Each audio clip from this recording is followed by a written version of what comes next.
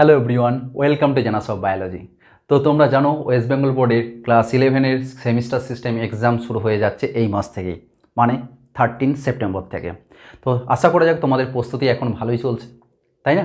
আমি এইখানে প্রত্যেক দিন একটা করে ভিডিও তোমাদের জন্য দেবো। সেইখানে থাকবে 10টা চ্যাপ্টার, বায়োলজির 10টা চ্যাপ্টার। সেখানে থাকবে মোস্ট ইম্পর্টেন্ট কোয়েশ্চেনগুলো, যেগুলো তোমাদের এই যে সেমিস্টার সিস্টেমে যে 35টা কোশ্চেন আসবে বায়োলজিক্যাল সায়েন্সে, সেই 35টা কোশ্চেন যাতে তোমরা একদম পেয়ে যাও, ঠিক আছে? তার জন্য তোমাদের ব্যবস্থা চলছে। আর এর জন্য আমি প্রত্যেক দিন ঠিক 10:30টার সময় একটা করে ভিডিও আপলোড করব, যেখানে থাকবে প্রত্যেকটা চ্যাপ্টারের ডিটেলস কোশ্চেন অ্যানালাইসিস।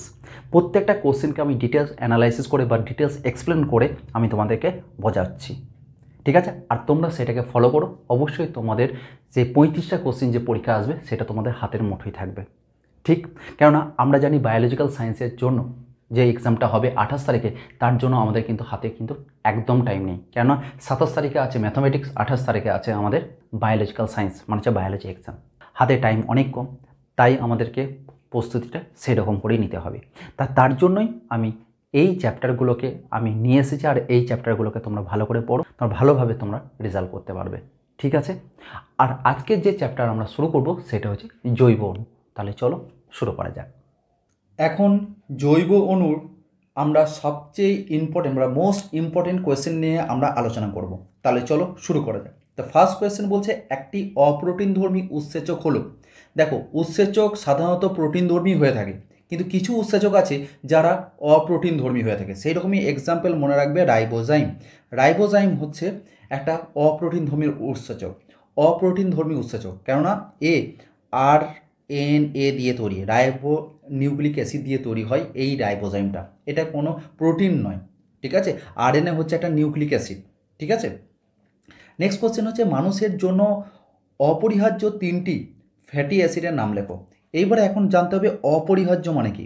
অপরিহার্য মানে হচ্ছে যেসব ফ্যাটি অ্যাসিড খাদ্যের মাধ্যমে গৃহীত করতে হয়, আমাদের বডি নিজে নিজে তৈরি করতে পারে না, সেই ধরনের ফ্যাটি অ্যাসিডকে অপরিহার্য ফ্যাটি অ্যাসিড বলে, বা এসেনশিয়াল ফ্যাটি অ্যাসিড।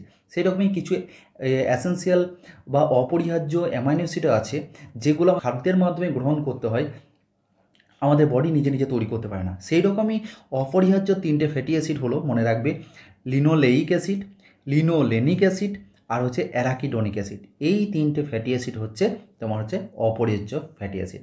আর অপরিহার্য অ্যামাইনো অ্যাসিড আছে তারা 8টা আছে, সেটা তোমরা কিন্তু ভালো করে পড়ে নেবে, ঠিক আছে? যেমন হচ্ছে lysine, isoleucine, leucine, methionine, valine, phenylalanine, এগুলো অনেক ধরনের আছে। তারা হচ্ছে তোমার কি এসেনশিয়াল বা অপরিহার্য অ্যামাইনো অ্যাসিড। আর এই 3টে হচ্ছে আমাদের অপরিহার্য ফ্যাটি অ্যাসিড, ঠিক আছে? নেক্সট কোশ্চেন দেখো, বলছে নিচের কোনটি প্রোটিনের ত্রিমাত্রিক গঠনের সঙ্গে যুক্ত নয়? বলেছে নয়, ঠিক আছে? এখানে 9 লেখা আছে লাস্টে। মানে প্রোটিনের যদি গঠন দেখি, 4 রকমের গঠন হয়: প্রাইমারি, সেকেন্ডারি, টারশিয়ারি, কোয়াটার্নারি। যেটাকে বাংলাতে বলে প্রাথমিক গঠন, গৌণ গঠন, ত্রিমাত্রিক গঠন, আর হচ্ছে চতুর্মাত্রিক গঠন, ঠিক আছে? তো এই ত্রিমাত্রিক গঠনে অনেক ধরনের বন্ধন দেখা যায়, তার মধ্যে এস্টার বন্ধন যেটা থাকে না, এই এস্টার বন্ধন কিন্তু এই ত্রিমাত্রিক গঠনে কিন্তু দেখতে পাওয়া যায় না। কেন? হাইড্রোজেন বন্ধন, তড়িৎযোজী বন্ধন, জল বিকর্ষী বন্ধন, সালফার সালফার বন্ড, ডাইসালফেট বন্ড, এই সব বন্ধনগুলো দেখা যায় ত্রিমাত্রিক গঠনের ক্ষেত্রে। কিন্তু এস্টার বন্ড দেখা যায় একটা ফ্যাটের মধ্যে দেখা যায়, কি একটা ফ্যাটি অ্যাসিড এবং যখন গ্লিসারল যখন বন্ধন করে তখন এদের মধ্যে তখন এস্টার বন্ধন দেখা যায়, ঠিক আছে? এখানে এস্টার বন্ধন কিন্তু প্রোটিনের ত্রিমাত্রিক গঠনে কিন্তু দেখা যায় না, ঠিক আছে? নেক্সট, এক অণু স্নেহদ্রব্য মানে ফ্যাটকে বলা হয় বা লিপিডকে বলা হয়। স্নেহদ্রব্য মানে হচ্ছে লিপিড বা ফ্যাট গঠন করতে প্রয়োজন হয়, ঠিক আছে? তো একটা ফ্যাট গঠিত করতে কি প্রয়োজন হয় ফ্যাটি অ্যাসিড আর গ্লিসারল আর ফ্যাটি অ্যাসিড নিয়ে তৈরি হয় আমাদের স্নেহদ্রব্য মানে ফ্যাট। যদি আমি একটুখানি বোঝাই, যেমন হচ্ছে গ্লিসারলের স্ট্রাকচার হচ্ছে CH2OH, CH2OH। এই যে স্ট্রাকচারটা লিখলাম না, এই স্ট্রাকচার হচ্ছে গ্লিসারলের স্ট্রাকচার, ঠিক আছে? আর ফ্যাটি অ্যাসিডের স্ট্রাকচার হচ্ছে কি CH3, CH2 মানে N সংখ্যক থাকে, অনেক পরপর CH2 করে পরপর করে থাকে, ঠিক আছে? এরকম করে করে COO সি ডবল আমরা এইচ লিখি এখানে। আর তখন এই জায়গাটাকে না আমরা আর দিয়ে সূচিত করি, আর লাস্টে আছে কার্বক্সিলিক অ্যাসিড, তো কার্বক্সিলিক অ্যাসিডকে আমরা সি ডবল এইচ লিখি। আর এই জিনিসটাকে বলা হয় ফ্যাটি অ্যাসিড। আর এই গ্লিসারলের সাথে ফ্যাটি অ্যাসিড যুক্ত হয়। তাহলে তো এইবার আমরা কী করে যুক্ত করব, এই যে ফ্যাটি অ্যাসিডের লাস্টে যে সি ডবল এইচের যে ওইচ গ্রুপটা আছে আর এর গ্লিসারলের যে ওইচ আছে, এইখানে ওইচ আর এইখানে এইচ জল আকারে বার করব, এইচ প্লাস ওইচ মাইনাস আকারে জল আকারে বার করে দেবো। তার ফলে কী হবে, এখানের মধ্যে ওরা বন্ধন করবে, সেটা হচ্ছে সি ডবল বন্ড ও আর। তাহলে একটা গ্লিসারলের সাথে এখন একটা ফ্যাটি অ্যাসিড, এটা হচ্ছে গোটাটা ফ্যাটি অ্যাসিড, এই ফ্যাটি অ্যাসিড একটা যুক্ত হলো, ঠিক আছে। আর এদের মধ্যে একটা বন্ধন তৈরি করে, এই বন্ধনকে বলা হয় এস্টার বন্ধন বা এস্টার বন্ড, ঠিক আছে। যদি আরও একটা ফ্যাটি অ্যাসিড যদি যুক্ত হয় তাহলে এইখানে আরেকটা বন্ড করবে, এই জল বেরিয়ে গিয়ে আরেকটা বন্ড করবে, আরেকটা ফ্যাটি অ্যাসিড যুক্ত করবে, এটা একটা, এটা হচ্ছে দুটো, আরেকটা যুক্ত হতে পারে, এইখানে যুক্ত হলো, ঠিক আছে। তাহলে একটা এই যে গ্লিসারল আর তিনটে ফ্যাটি অ্যাসিড, একটা গ্লিসারল আর তিনটে ফ্যাটি অ্যাসিড, মানে হচ্ছে ফ্যাটি অ্যাসিডকে এফ এ দিয়ে লিখবো, ঠিক আছে। তো তিনটে ফ্যাটি অ্যাসিড যুক্ত হয়ে একটা ফ্যাট তৈরি হয়, বা একে বলা হয় লিপিড, বা একে কি বলা হয় স্নেহ দ্রব্য, ঠিক আছে। তাহলে তাহলে এটার অ্যান্সার কী হবে, এটার একটি স্নেহদ্রব্য গঠন করতে প্রয়োজন হচ্ছে তিনটে ফ্যাটি অ্যাসিড লাগে আর একটা গ্লিসারল লাগে, তাহলে এইটা হবে তার অ্যান্সার, ঠিক। নেক্সট কোশ্চেনে যাই আমরা, যে নিচের কোনটি পলিমেরিক নয়। পলিমেরিক মানে হচ্ছে পলিমার, পলি মানে হচ্ছে পলি ওয়াটার মানে হচ্ছে অনেক, আর মেরিক ওয়াটার মানে হচ্ছে অণু। যেমন হচ্ছে প্রোটিন, প্রোটিন যেমন অনেকগুলো অ্যামাইনো অ্যাসিড দিয়ে তৈরি, প্রোটিন অনেকগুলো অ্যামাইনো অ্যাসিড দিয়ে তৈরি, বহু শর্করা অনেকগুলো গ্লুকোজ দিয়ে তৈরি, নিউক্লিক অ্যাসিড অনেকগুলো নিউক্লিওটাইড দিয়ে তৈরি, ঠিক আছে। নিউক্লিক অ্যাসিড যেমন ডিএনএ আরএনএ, ঠিক আছে, নিউক্লিক অ্যাসিডের মধ্যে পড়ে ডিএনএ আর আরএনএ। বহু শর্করা হচ্ছে গ্লুকোজ দিয়ে তৈরি, আর প্রোটিন হচ্ছে অ্যামাইনো অ্যাসিড দিয়ে তৈরি, ঠিক আছে। কিন্তু লিপিড, এখন এই লিপিডটা কি দেখলাম, লিপিড হচ্ছে লিপিড বা ফ্যাট, এরা কিন্তু গ্লিসারল আর একটা তিনটে ফ্যাটি অ্যাসিড নিয়ে তৈরি, একই ধরনের মলিকুল নিয়ে তৈরি নয়। যেমন প্রোটিন হচ্ছে একই অণু দিয়ে তৈরি অ্যামাইনো অ্যাসিড, বহু শর্করা হচ্ছে গ্লুকোজ দিয়ে তৈরি, আর নিউক্লিক অ্যাসিড শুধুমাত্র নিউক্লিওটাইড দিয়ে তৈরি। কিন্তু লিপিড কিন্তু আলাদা আলাদা মলিকুল দিয়ে তৈরি, একটা ফ্যাটি অ্যাসিড মানে তিনটে ফ্যাটি অ্যাসিড, একটা গ্লিসারল, তাই লিপিড কিন্তু এইখানে কিন্তু অ্যান্সার হবে, লিপিড কিন্তু পলিমেরিক নয়, ঠিক আছে। নেক্সট খুব ইম্পর্টেন্ট কোশ্চেন, নেক্সটটা এই কোশ্চেন 6 নম্বর কোশ্চেনটা খুব ইম্পর্টেন্ট। কীরকম দেখো, একটি ডিএনএ অণুতে গুয়ানিন কত শতাংশ থাকবে যদি সেই অণুতে অ্যাডিনিন 20% থাকে। ভালো করে বুঝবে জিনিসটা, এইখানে বলেছে যে একটি ডিএনএতে গুয়ানিন কত শতাংশ থাকবে যদি সেই অণুতে অ্যাডিনিন 20% থাকে। তাহলে আমরা এমনি নর্মালি জানি অ্যাডিনিন, এটা হচ্ছে অ্যাডিনিন, এ দিয়ে অ্যাডিনিনকে বলা হয় অ্যাডিনিন থাইমিনের সাথে দুটো হাইড্রোজেন বন্ধন দ্বারা যুক্ত থাকে, আর গুয়ানিন সাইটোসিনের সাথে তিনটে হাইড্রোজেন বন্ধন দ্বারা যুক্ত থাকে, ঠিক আছে। এটা কিন্তু জেনে রাখবে, এটা সবসময় ডিএনএ ডাবল হেলিক্স মডেল, মানে হচ্ছে দুটো তন্ত্রী থাকে, দ্বিতন্ত্রী বলা হয়, তাই এ ডি এর সাথে জি সি এর সাথে বন্ধন করে, জি এবং সি এর মধ্যে তিনটে হাইড্রোজেন, এই বন্ধনগুলো অন্য কোনো বন্ধন নয়, এগুলো হচ্ছে হাইড্রোজেন বন্ধন, আর এ আর টি এর সাথে হচ্ছে দুটো হাইড্রোজেন বন্ধন দ্বারা যুক্ত থাকে। তাহলে বলেছে 100% বা 100%-এর মধ্যে 100%-এর মধ্যে 20% বলেছে কত আমাদের, তো অ্যাডিনিন বলেছে 20%, অ্যাডিনিন আছে 20%। তাহলে 20% যদি অ্যাডিনিন থাকে তাহলে 20% কী থাকবে, আমাদের থাইমিন থাকবে, ঠিক আছে। ঠিক আছে, তাহলে 20 আর 20 মিলে কত হবে 40%, আর 100%-এর মধ্যে পড়ে থাকবে কত 60, আর 60কে যদি আমি হাফ করি তাহলে কী লিখব 30% বা 30% হচ্ছে গুয়ানিন আর 30% হচ্ছে সাইটোসিন আছে, তাহলে টোটাল কত হচ্ছে 60%। এইবারে 40 আর 60কে যদি আমি যোগ করি তাহলে কত হচ্ছে 100%, ক্লিয়ার। তাহলে আমরা এখানে কি জানতে চেয়েছে কোশ্চিনে, যে গুয়ানিনের কত শতাংশ থাকবে, তাহলে গুয়ানিন কত শতাংশ দেখতে পাচ্ছ, গুয়ানিন 30%, ঠিক আছে। তাহলে এইখানে আমাদের অ্যান্সার কি হবে, এখানে অ্যান্সার হবে আমাদের 30%, মানে যে 30%। ঠিক আছে, নেক্সট কোশ্চেন, নিম্নলিখিত কোনটি অবিজারণধর্মী কার্বোহাইড্রেট? অবিজারণধর্মী কার্বোহাইড্রেট মানে, এবারে আগে কার্বোহাইড্রেট তো বুঝলাম যে গ্লুকোজ দিয়ে তৈরি, তো অবিজারণধর্মী বলতে এখানে কী বোঝায়? অবিজারণধর্মী বলতে ধরো, তো কার্বোহাইড্রেট কী দিয়ে তৈরি? গ্লুকোজ দিয়ে তৈরি। তাহলে গ্লুকোজের স্ট্রাকচার যদি আমরা দেখি, গ্লুকোজের স্ট্রাকচার হচ্ছে এইরকম হয়, CHO, তো একটা কার্বন, দুটো কার্বন, তিনটে কার্বন, চারটে, পাঁচটা, ছটা, লাস্টটা থেকে CH2OH। ঠিক আছে, এখানে থাকে OH, এখানে থাকে H, এখানে থাকে OH, এখানে থাকে OH, আর এদিকে বসিয়ে দেবো OH, আর হচ্ছে এইটা হচ্ছে গ্লুকোজের স্ট্রাকচার। গ্লুকোজের হচ্ছে লিনিয়ার স্ট্রাকচার, সরলরৈখিক স্ট্রাকচার হচ্ছে এটা গ্লুকোজ। গ্লুকোজকে যেই আমি জলে ফেলে দেবো সেই রকমই ওরা সাইক্লিক স্ট্রাকচার গঠন করে এরকম। ঠিক আছে, সাইক্লিক স্ট্রাকচার এরকম করে গঠন করে থাকে, OH,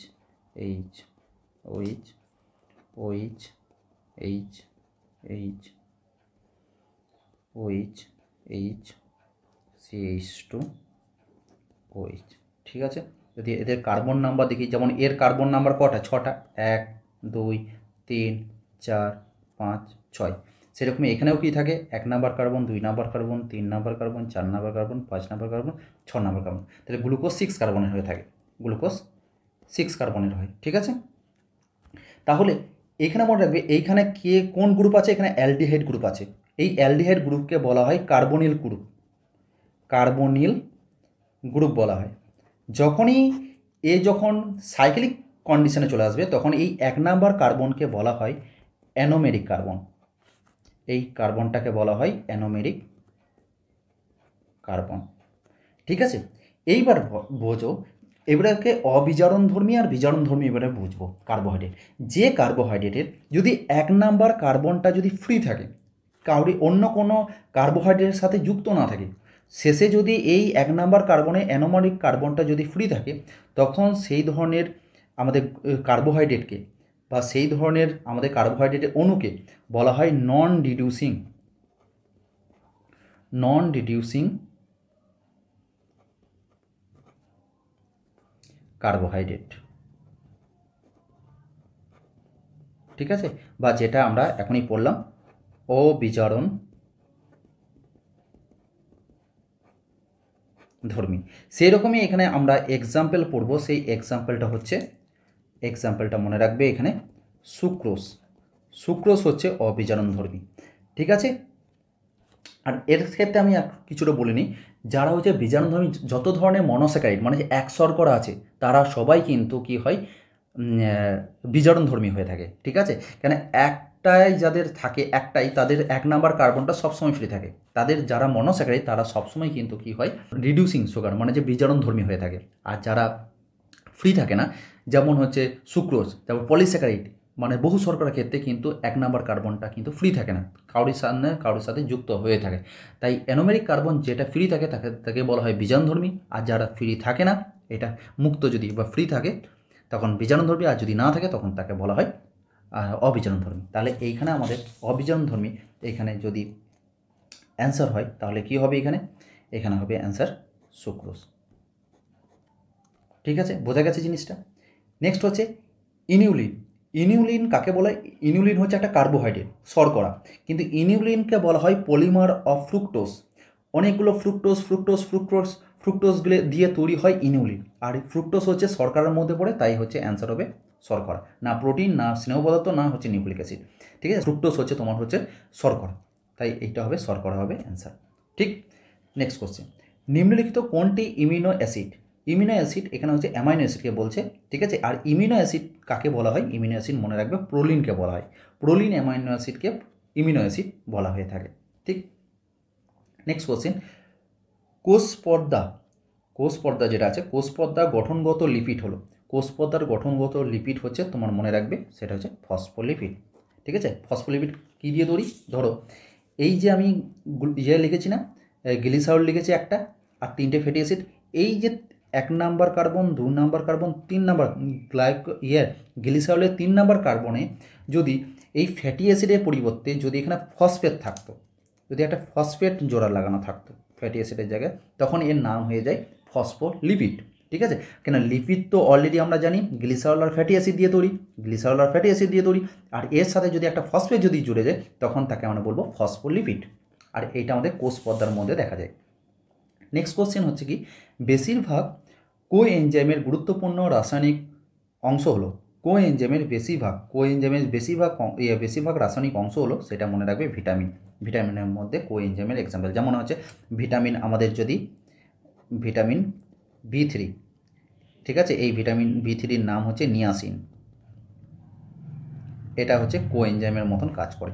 ঠিক, এবার আমরা নেক্সট কোশ্চেন দেখব, 12 নম্বর কোশ্চেন, যেটা কি বলছে, উৎসেচকের দৃঢ়ভাবে যুক্ত অপ্রোটিন জৈব জটিল অংশ হলো, দৃঢ়ভাবে যুক্ত প্রোটিনের সাথে উৎসেচকের সাথে যখন দৃঢ়ভাবে যে গ্রুপটা যুক্ত হয় সেটাকে মনে রাখবে, সেটা হচ্ছে প্রস্থেটিক গ্রুপ।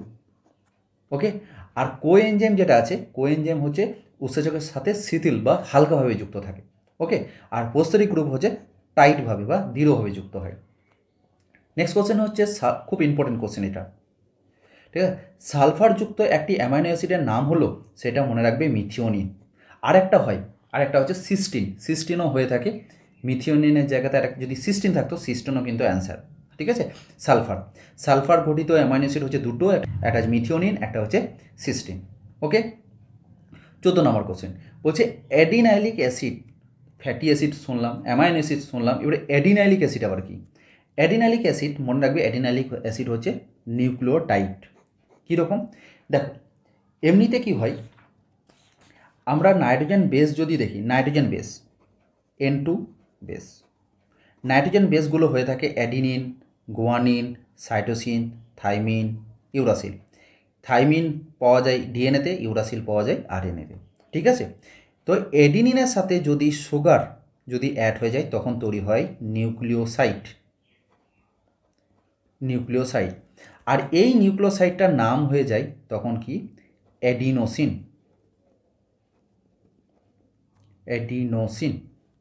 ঠিক আছে, আর এই নিউক্লিওসাইডের সাথে যদি একটা আমি ফসফেটকে যদি আমি অ্যাড করি তখন এই নিউক্লিওসাইড মানে হচ্ছে অ্যাডিনোসিন, আর এর সাথে যদি একটা ফসফেট অ্যাড হয়ে যায় তখন এর নাম হয়ে যায় অ্যাডিনাইলিক অ্যাসিড।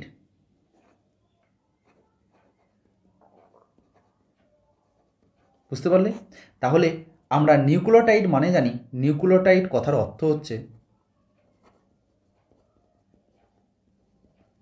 যে সুগার প্লাস নাইট্রোজেন বেস, এটা হচ্ছে সুগার, এটা হচ্ছে নাইট্রোজেন বেস মানে NB লিখেছি, আর যদি একটা ফসফেট যদি অ্যাড হয়ে যায় তখন তাকে বলা হয় নিউক্লিওটাইড, আর এই দুটোকে একসাথে বলা হয় নিউক্লিওসাইড।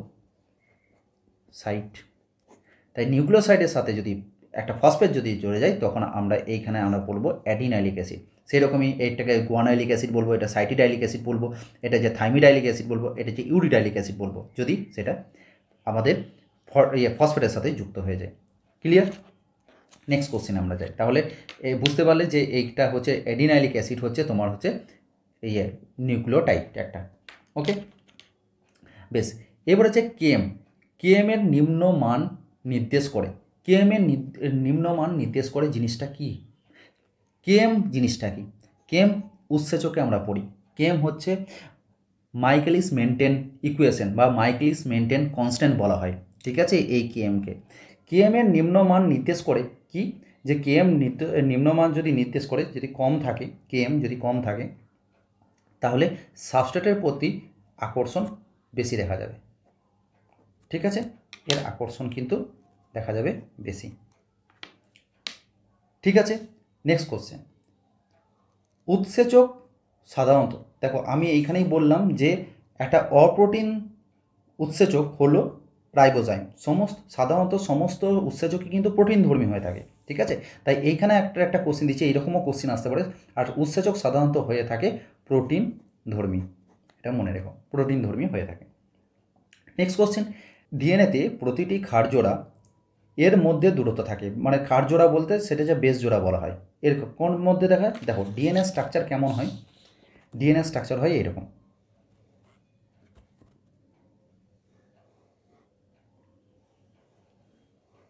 ঠিক আছে।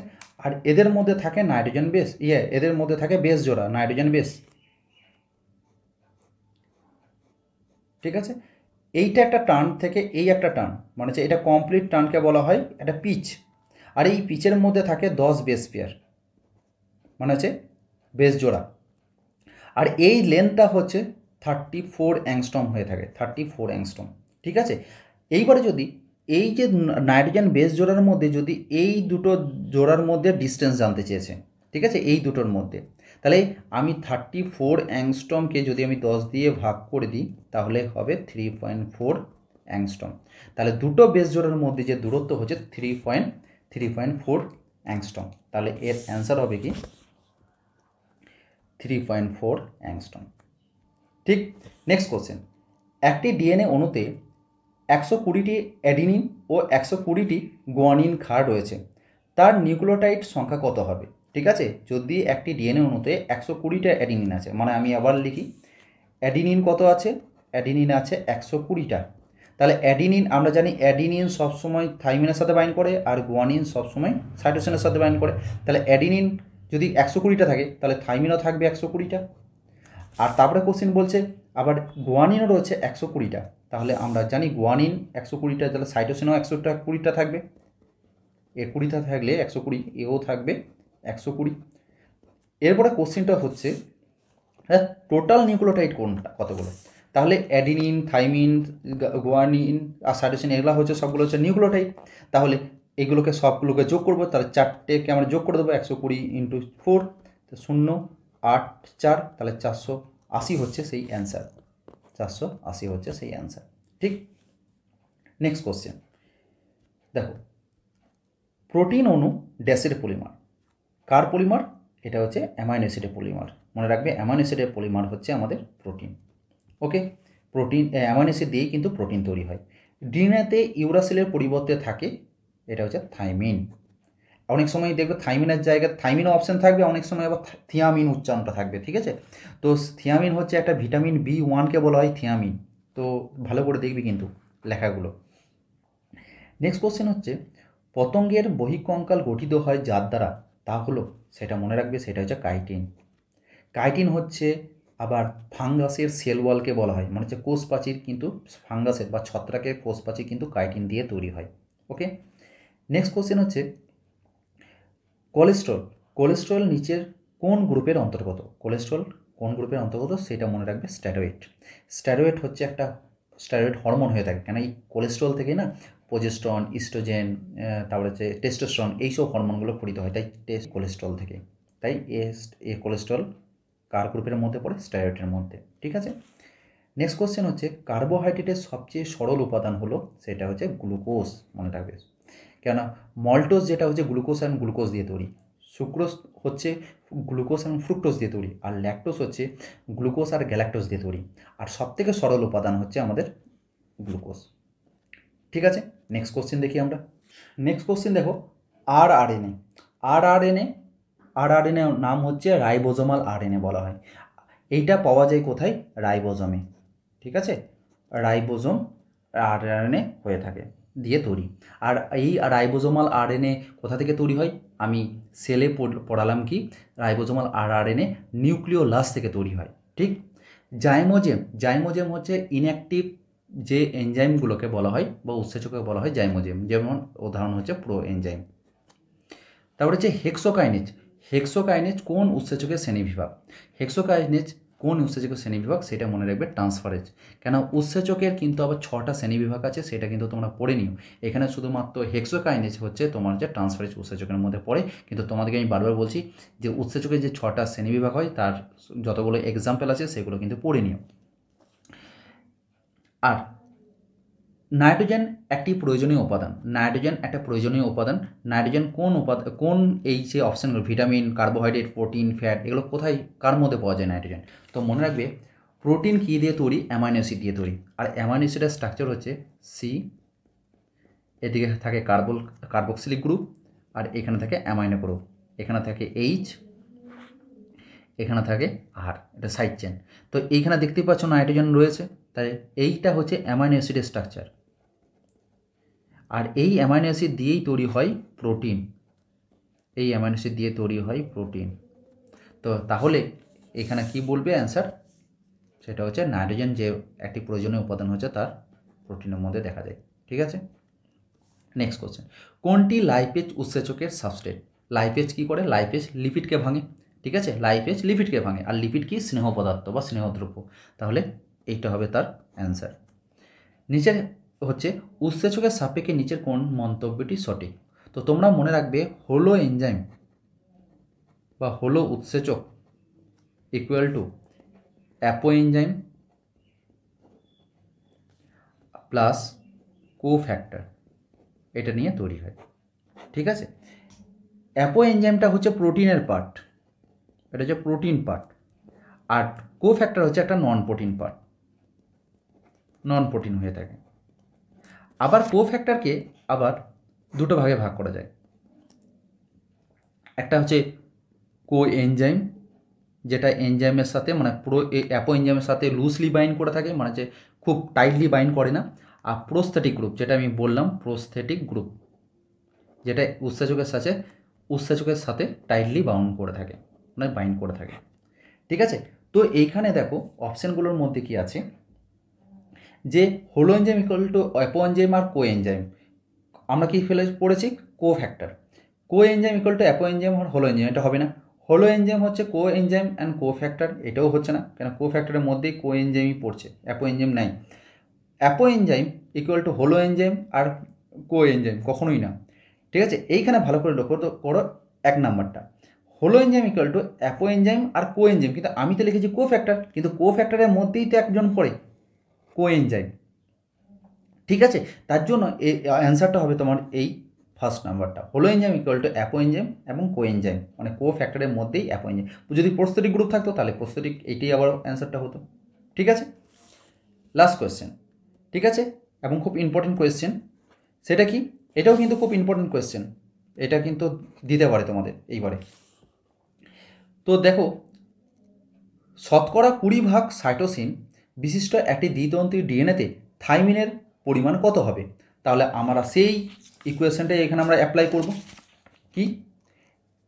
অ্যাডিনিন থাকবে থাইমিনের সাথে, গুয়ানিন থাকবে সাইটোসিনের সাথে।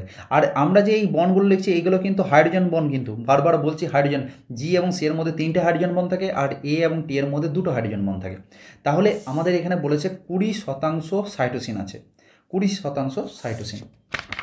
তাহলে 20 এখানে লিখে দিলাম, 20% বা 20% যদি আমাদের সাইটোসিন থাকলে, তাই গুয়ানিনও কত থাকবে? 20 থাকবে। তাহলে 20 আর 20 মিলে কত হয়ে গেল? 40%। তাহলে 40-এর মধ্যে আর পড়ে গেল 60, তাহলে এইটাকে আমরা 30 আর 30 ভাগ করে দিলাম, এরা দুজনে মিলে কত হয়ে গেল? এরা দুজনে মিলে হয়ে যাবে 60। 40 আর 60 মানে হচ্ছে 100। আর এখানে জানতে কার চেয়েছে থাইমিনের পরিমাণ কত, তাহলে এখানে বুঝতে পারলে থাইমিনের পরিমাণটা হচ্ছে 30 হবে সেখানে অ্যান্সার। বুঝতে পারলে? এই যে 30টা কোশ্চেন আমি জৈব অণুর খুব বেছে বেছে আমি দেখিয়েছি, তো বেছে বেছে আমি সিলেক্ট করেছি, তো এর মধ্যেই তোমাদের পড়বে কোশ্চেনগুলো, এর বাইরে পড়ার কোনো চান্স নেই আমি দেখছি। তো তোমরা ভালো করে রিড করবে, বইগুলোও ঠিকঠাক করে পড়বে, আর এইগুলো লাস্ট টাইমে তোমরা কিন্তু একবার রিভিশন করে নিও এই যে কোশ্চেনগুলোকে। ঠিক আছে, আর নেক্সট ভিডিওতে তোমরা কোন চ্যাপ্টারটার কোশ্চেন চাও সেটা তোমরা আমাকে কমেন্ট বক্সে জানাবে, আমি সেই রকম করে তোমাদের জন্য রেডি করে রাখবো। আমি ঠিক 10:30টার সময় আমি তোমাদের এই ভিডিও আমি আপলোড করি, তো তোমরা ঠিক 10:30টার সময় তোমরা এলেই তোমরা এই ভিডিও আমার দেখতে পাবে।